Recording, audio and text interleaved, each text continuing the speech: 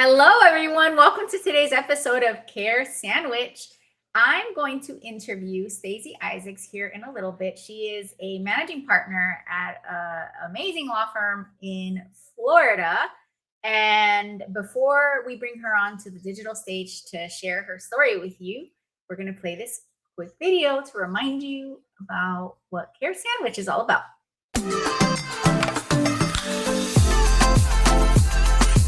Welcome to Care Sandwich, the podcast where we dive into the success journeys of law firm owners across the country. I'm Margarita Eberline, your host and the founder of Marketing Boss, a fractional chief marketing officer firm for law firms. On this show, we'll explore the challenges, strategies, and victories that have shaped law firms and how they wrap every interaction with care.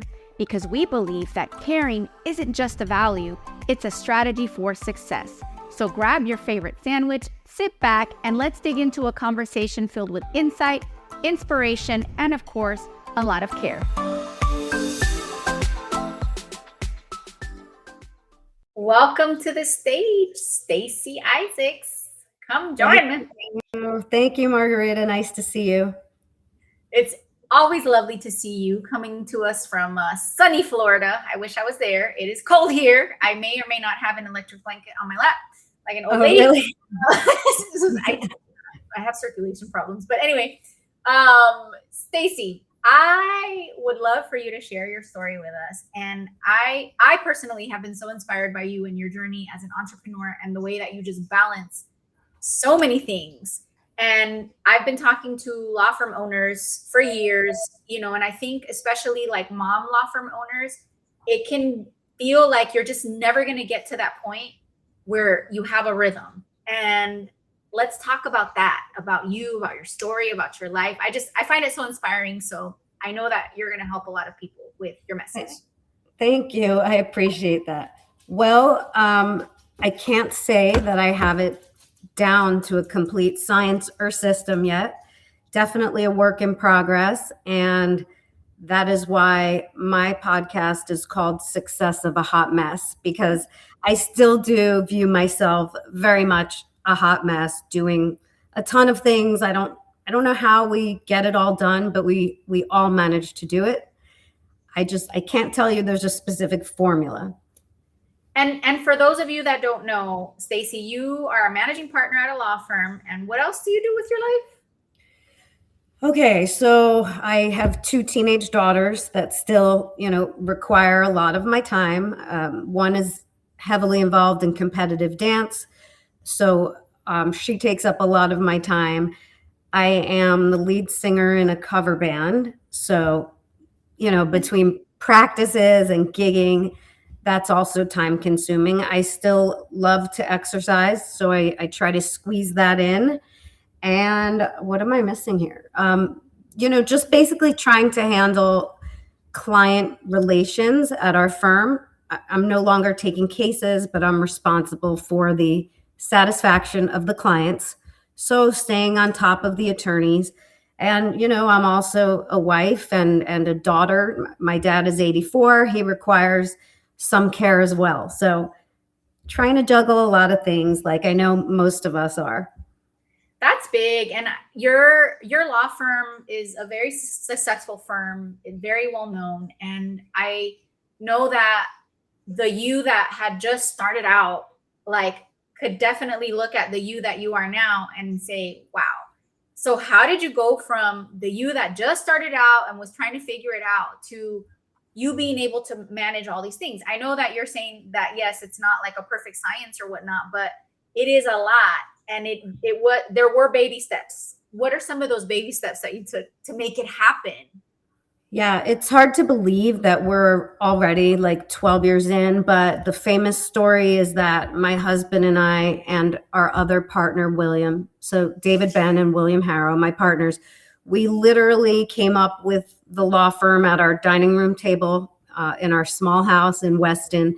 And we just said, how are we going to do this? The three of us, how are we going to get cases?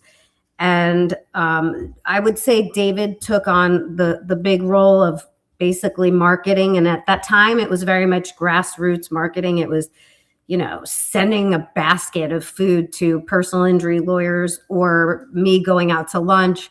But at that time, we were doing everything ourselves. So we were handling the cases that came in, handling the intake, handling all the litigation, handling our own scheduling. We were just 3 people. Now we're, 50 plus. But look, it took over a decade. But I will say, and I mentioned this to my husband earlier today, thank goodness I am a business owner, because if I did have to go to a strict 9 to 5 attorney job at this point, I could not balance all of it. So I highly recommend, having your own firm if you have the opportunity to do so, because it does provide flexibility. Did you ever have what I describe as a dark night of the soul moment where you're like, you know what? I don't want to do this anymore. What was I thinking? I hate this. I hate everyone. Everybody go away. Like, leave me alone. I quit. Like, and how did you overcome it? I think that probably happened like 5 times through the years, where I threw up my hands and said, I'm out. Like, this is too much trouble. It's a lot of stress managing people. I think I'd rather just go back to working for someone else. I overcame that by really leaning on people. Like, there's a reason we have the expression, it takes a village. I am not shy to ask for help. I would ask for help from, maybe not everybody has a spouse or a partner, but maybe there's a family member or a friend, or maybe you can even hire someone to help with certain things, like getting my daughter to dance because I had to go meet with a client. I was never shy about asking for help. I know some people are and they want to do it all, but I think there is no shame in leaning on others to get where you're going. I love that. And I can definitely relate because, I'm raising 5 boys and I don't have a spouse, and that's how I do it. Like, I ask everybody and anybody. I rely on the kindness of strangers oftentimes for so many things. And I don't do it in like because I can't do it kind of way. I do it because I want to be present. I don't want to be like cranky, So yeah, but I think I did go through a season where I felt bad about asking, like, oh man, I must be such a failure if I have to ask for help. I don't know if you ever had those kinds of thoughts too.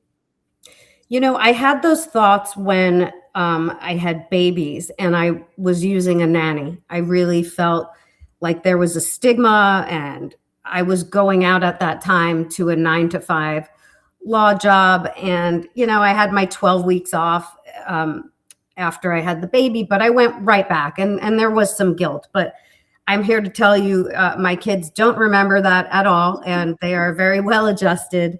And I actually am proud that they have gotten to witness a mom who has had a career, who has maintained hobbies, who didn't, let herself go, because sadly, a lot of women do give up everything when they have their children. And I do think you can achieve some sort of balance.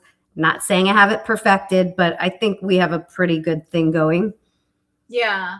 Was there ever a moment where you felt like things were just not working no matter what you did? And how did you overcome that? Hey there, I hope you're enjoying the conversation and your sandwich as much as we are. I want to take a moment to share a few words about our sponsor, Marketing Boss. If you're a law firm owner looking to supercharge your growth, our team at Marketing Boss is here to help. We've got over a decade of experience and a proven track record, and we specialize in growing law firms like yours with data-driven marketing leadership. So if you own a law firm and you're ready to get a predictable, steady flow of cases from your marketing, let's connect at marketing-boss.com. I would say that was in the very early stages. Again, like when I had an infant, and at the time, my husband, his job was, he made most of his money on the weekends. So I would work all week, and we had the nanny. The nanny would leave on the weekends, and I was alone, exhausted with the baby. And I think at that time I was really, just sad about how things were going. And just me personally, I am more fulfilled when I am doing all of these things. I like having the hobbies and the job. And even though the job has evolved from litigation to now managing people or doing the social media for the firm, I like having all of these things to do. I'm not good with inertia. Yeah, I love that. I have so much respect for what you're describing, and thank you for being so vulnerable and sharing those things. I just think it's so valuable because oftentimes I speak to, especially like I mentioned, female mom law firm owners, and when they're in that dark place, like it feels impossible. So it's great that you're sharing some of these practical things that you did, the way that you handled it. What would you say to a law firm owner that, is wondering if they're even cut out to be a law firm owner? Maybe I should just go get a job at a law firm. I would say to that law firm owner who's having doubts to stay the course, at least give it 3 years, because there were some, tough times at the beginning. Cases were not flowing in. I mean, you have to really stick with it because I think the reward is this flexibility that I'm talking about. If I want to go in the middle of the day to watch, one of my daughters perform, I can do that because now I have 50 employees that keep the machine running. So I think anyone can be cut out for it. You just have to stay the course. So tell us about that. What's it like watching your kids do all these things, and what's it like to be in a band? Talk to us about some of that fun stuff. Oh, so I mean, you're a mom, so I'm sure you understand the joy that comes along with watching your child in their happy place, doing something, that I just told one of my daughters last night because she said, "You spent how much money on photos of me dancing?" She couldn't believe. And I said, "You do not understand that watching you dance is one of the greatest joys of my life."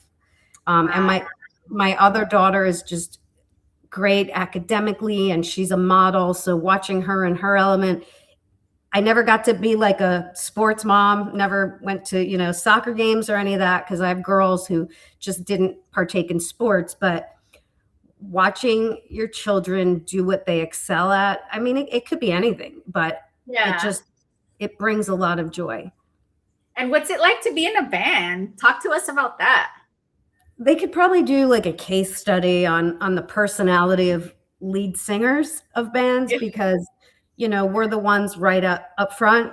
We're not kind of like the drummer. Sadly, nobody sees the drummer. No one really knows who the bass player is. Sorry, guys, if you're listening. But the type of person that likes to be right up front with the microphone, I don't know, one might say they enjoy the attention, but I think for me, it allows me to maybe be a persona that I am not normally, like as an attorney. People they're like shocked. They're like, "You sing in a rock band? I can't picture that." Yeah, no, I love that you said that because like, I've been with you in person and you're just very chill. Like just, you're not a look at me guys kind of person. Like you're very chill, very just calm energy. And so I think it's such a fun thing that you then have this other side of you that you play with on a stage. So I think that's awesome. Yeah, it's like the alter ego. Yes, I know. I think I need one of those. I have one, but just in the shower. Didn't you say you dance or no? No, I wish. I actually joke that I'm the only Mexican in the state of Georgia that can't dance. I have 2 left feet. So. That's impossible. But I can run. Yeah, anyway. Yeah, so I have one more question for you. And then I know you have a busy life to get back to, but the fun question that I have for you is, what is your favorite sandwich is my next question, or my last question, really. I mean, Margarita, does everyone not say grilled cheese? No, I don't like grilled cheese. Oh my gosh. You eat nothing that? Better. Really? Nothing better. With all that butter? Stop I don't actually put butter on it, but a grilled cheese with a tomato soup is chef's kiss. Bueno. Okay. What's yours? Great. I like all kinds of sandwiches, but I am biased toward the Italians. I like the salami, all the like All the the meats. Okay. That's all the Gotcha. meats, all the sauces. So, yes. And for those of you that want to learn more about Stacey and her law firm, here's some of her contact info, and y'all have to check out her podcast. Tell us again how they can find you if they want to check out your podcast. So you can find my podcast on YouTube or Spotify. It's called Success of a Hot Mess. And Margarita has been a guest, so you can go look for that episode. Oh my gosh, yes. I feel like that was ages ago, and I had such a blast. You were one of my first guests. Really? Okay, cool. I didn't know that. Awesome. I love it.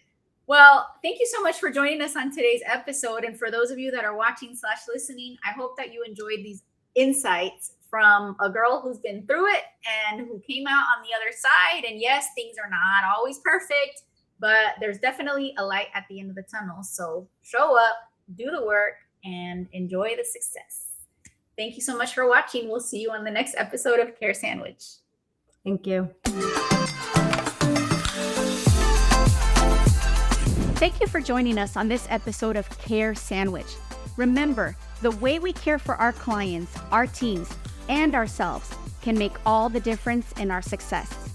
Until next time, keep caring, keep growing, and I'll see you on the next episode of Care Sandwich.